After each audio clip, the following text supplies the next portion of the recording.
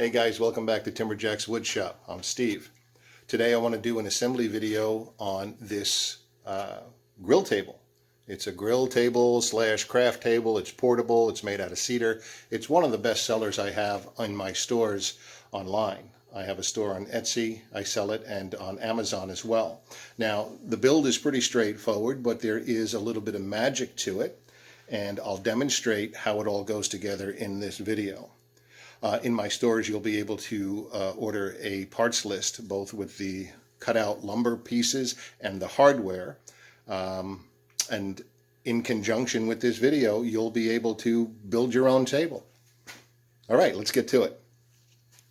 So we start with 6 boards, 8 foot long, 1x4 cedar. That's all you'll need to build the table. Here I'm going to cut out 12 slats at 19 inches, and those slats will make up the table top. Out of all of the stock, you should be able to cut out all your pieces from the 6 8-footers.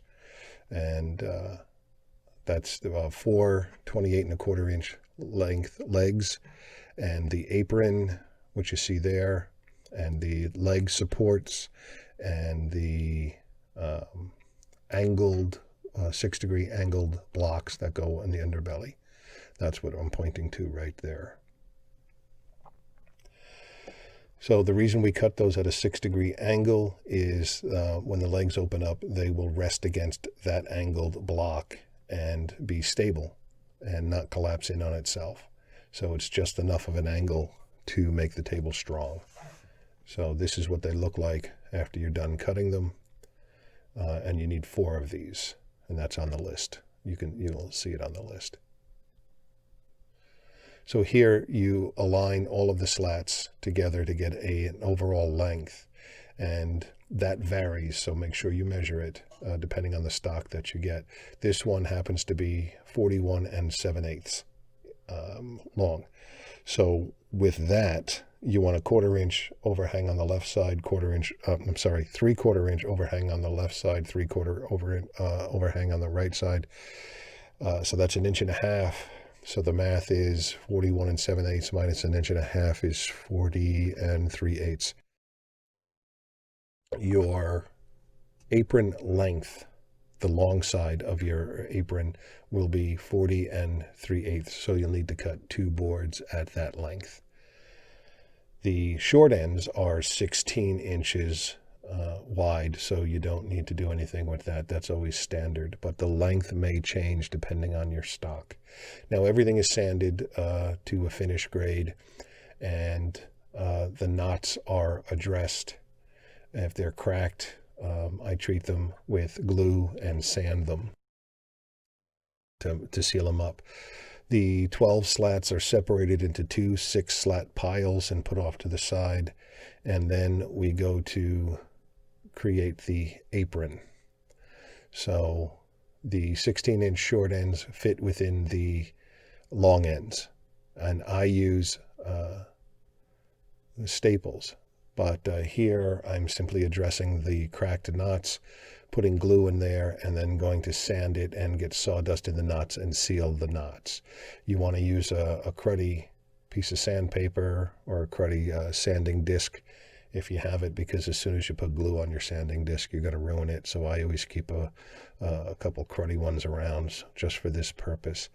And this is a good practice because it seals the knots, and it looks good. So once the knots are treated, we go to the apron. I use staples, like I said, instead of screws. You can use screws. I used screws for years.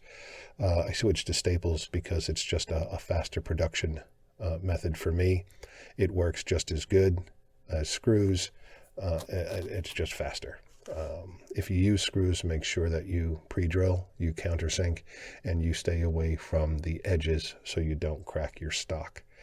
The smaller holes that the staples put in the wood just make the wood last a little bit longer. So I use it for that purpose, and it's just as strong. I put the apron together.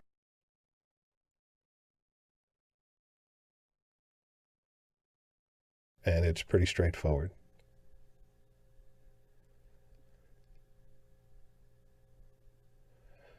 and it's pretty square right off the bat, as long as you've done everything, you've measured your pieces correctly. The other thing I like to do is the end grains on the side of the long ends. I'll sand those smooth because they're rough. These end grains here, I'll sand those, and just it gives everything a finished look.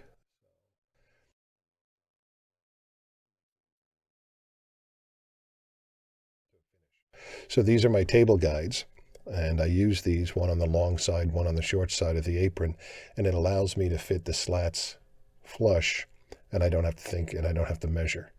So the clamp is holding the long end on the right side, and I use that with my hand, and I align the first slat flush with the short side and along the long side, take a measurement, and when I'm happy that it's even, I tack it in place.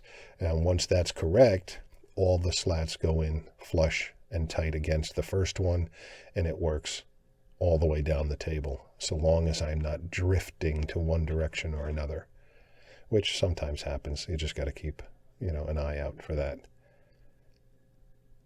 So once I get to the sixth slat, I will turn the table around and work from the center back. If you saw, there was a 3/4 inch overhang there with the guide, and on this side there will be a similar 3/4 inch overhang. Again, you can use screws in this, 2 screws per side, pre-drill, countersink, and set the screw so you're not splitting, cracking, and destroying your wood. But here on the last slat, you'll see 3/4 inch overhang just about, and I'm okay with that. So this is the tabletop finished with the apron. It'll go through a sanding treatment, a knot finished treatment, meaning I'll address all the knots that may be cracked and fill those in. And I will take down the edges.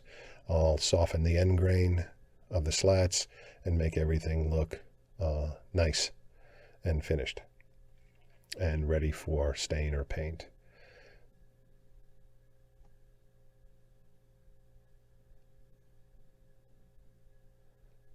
And I thought I cut this part of the video so you didn't have to watch me sand. I guess I didn't. Sorry. Okay. So the legs are the most important part. You have to find the center of the end. That's a template that I created that allows me to find the center. However you need to find the center, you find the center. Put an X, mark it. That becomes a vital component of the leg. You're going to put a compass on that. You're going to draw a semicircle. You're going to take off the corners of those legs and actually drill a hole in that mark. That's a 1/4 inch wide for the carriage bolt. So here's the compass. I put that on the mark and I draw my circle. That's going to allow us to take off the appropriate amount of corners and still make the leg work nicely inside the table. So this is me holding the camera and trying to work a compass simultaneously. Right on the mark and draw the circle. Okay, half a circle, semicircle. Once that's done, we take a 1/4 inch drill bit and drill into that crosshair mark that we made. That hole will receive the 1/4 by 20 carriage bolt that'll go through the apron, through the leg, and receive a wing nut, and that'll allow the leg to function. So we do all of this first before we take the corners off. And the corners get taken off at the bandsaw and then at the disc sander on the other side of the shop. So that's what it should look like. And then the bandsaw cuts off the corners, and I sped this up really fast so you don't have to worry about it. So we're making the curves, which are vital. The legs are vital in this whole thing. If you don't get it right, the table won't work. And there's a little bit more magic coming up here. So at the on the underside, you have the spacer, the 6 inch by 3.5 inch spacer goes there because one side of the legs are actually wider than the other side of the legs because one set fits into the other when it folds. This spacer makes that happen. So It's only applied on one side, and then you have your 6-degree lock block that gets applied to that as well. And on the other side, it is just the 6-degree block. It is not a spacer. They get glued and screwed or stapled in, and that is the mechanics of the underside. That's all you need for the belly of this thing. Now this may be a little bit long, but they get tacked in, and I just want you to see how this works. So in case you have a question, this may answer it for you. When the spacer goes in, the longer side of the angle goes on the bottom, meaning the table's flipped upside down. Put the longer side of the 6-degree block on the surface, okay, and the back side of the slats. So it's kind of working backwards, upside down. If you put it the other way, it'll be obvious. The legs won't open. So you don't want to really do that. And you'll see it. I'll show you a close-up of it here. So the other ones get tacked right in. I always try to glue and tack. Sometimes glue is a lot stronger than the nails or the screws or the staples that you use.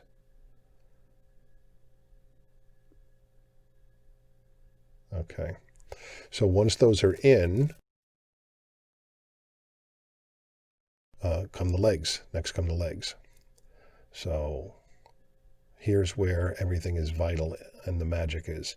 That little rule right there is 1/4 inch thick. That goes down.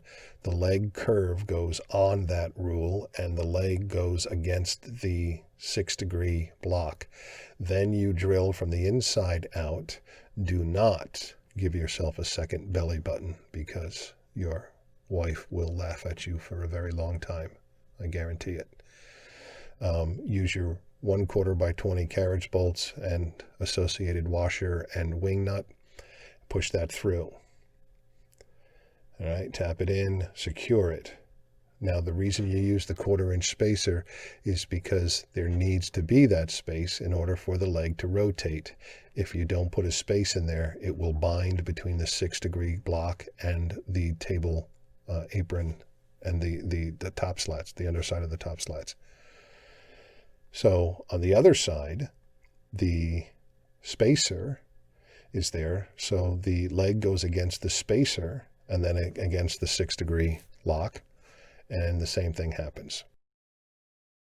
So now you can see how the wide part of the spacer is on the bottom and the shorter part is up on top. So the leg actually goes off on an angle. Try to keep your drill straight and level. When you do that, you don't want the carriage bolt to be off on an angle, because that'll throw off the rotation of the leg. Lock that up, and it should function with the space. That's the important space. That's the magic right there. Took me a long time to figure that out. I don't know why I did this. I think you needed to see me, and sorry. So this mark right here from the bottom of the leg up is 5 inches, and that's where the leg braces are going to go. So you have a set of legs that fit inside the other. One set of legs is 16 inches wide. The other set of legs is 14.5 inches wide. So your leg braces are sized appropriately. Mark 5 inches from the bottom of the leg, and then apply the 16-inch support spacer on the 16-inch legs and the 14.5-inch spacer support on the 14.5-inch wide legs. So you see that there. I'm trying to hold the camera and do this all one-handed. Sorry. But I'm trying to show you the measurement here. The clamps are holding the legs tight to the apron, so they're at their widest point. So when you put the leg braces on, the legs are already at their widest point, and that's critical. Don't let the legs curve in at all. So you keep them as wide as possible and just put some a clamp on there to do that. So these are glued and screwed, or glued and tacked with screws or staples, just like that.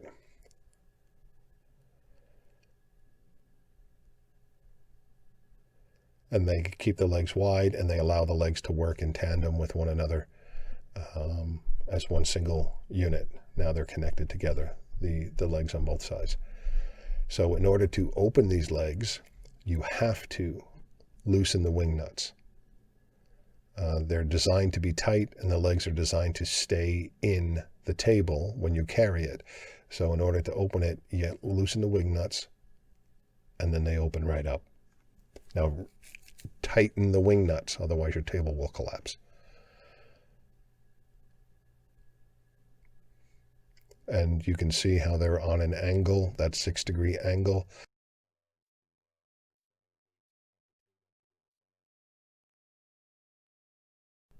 It allows the table to push its weight to the outside.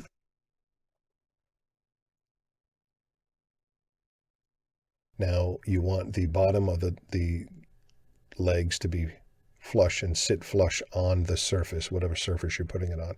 So this is the technique to do that. You take a piece of wood, put it flush, and mark the line. So that mimics the table. So you want to do that on all of the legs. It'll be the same. And because you can see how it's not stable right now. And then you cut that little piece off, and then the table will sit flush on its legs on the surface that you put it on, for the most part.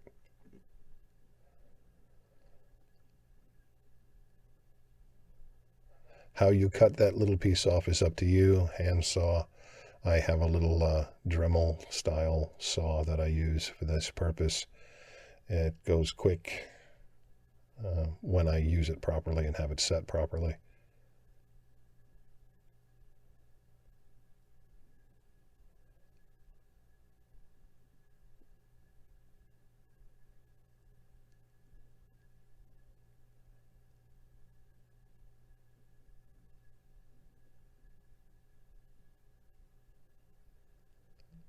Take a little piece of sandpaper and smooth out all the rough edges that are there. You don't want any flyaways or any splinters or anything to that effect. Just make it look neat. Now when you flip this table over, you'll see the line that you scribed is identical to the surface in which they were sitting. And that's the stability of the table right there. So that's a little magic as well. No gaps. So that works. Now, the hardware. A 6.5-inch utility pole is centered at the table on the apron. 4 3/4-inch screws are used to apply it. I do everything by eye because like I said, I've done hundreds of these and I know exactly where they go.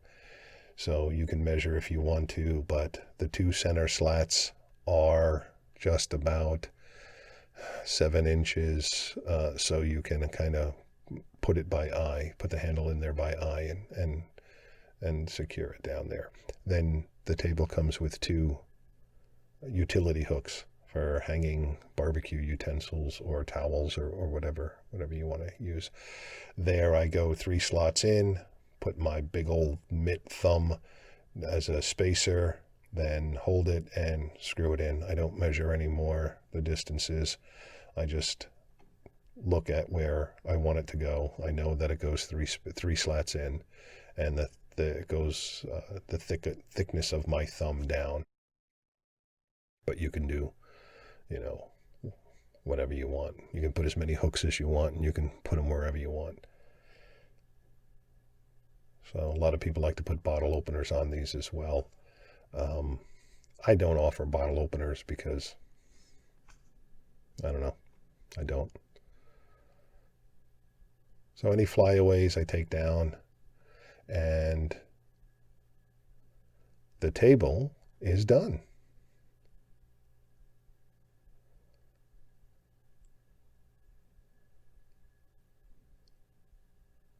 That's it. So in order to close the legs back up again, put the table down, loosen the wing nuts, and take the short end and fold them into the long end, and then tighten the wing nuts up. Now this table is 21 pounds, light, and it sits just like that, and you're all set. I'm taking my branding iron and, yeah, that was stupid. I put my brand on there, Timberjack's Woodshop, and that's pretty much it. So you can visit my store at Etsy or on Amazon and get a set of plans that are downloadable that'll have everything that we just talked about on there. A hardware list and a cutout lumber list. And with this video, you can make that work. Great. Thank you.